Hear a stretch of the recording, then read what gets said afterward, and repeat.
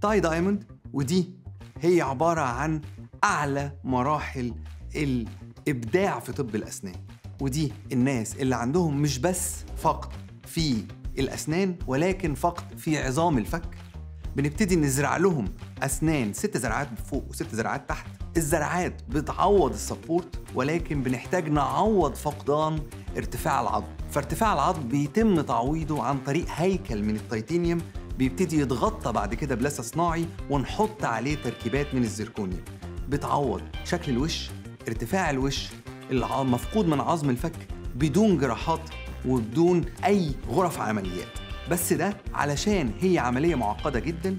الحدوتة بتاخد من 4 ل5 شهور، أول مرة زيارة أسبوع، وبعد كده زيارة لمدة شهر. الحاجة اللي بعديها المريض فاقد أسنانه بالكامل وعنده شوية وقت يقدر إن هو يجي على مرتين، فبنعمل له 6 زرعات في الفك العلوي و6 زرعات في الفك السفلي، وعليهم تركيبات من الزركونيوم بالدايموند سمايل.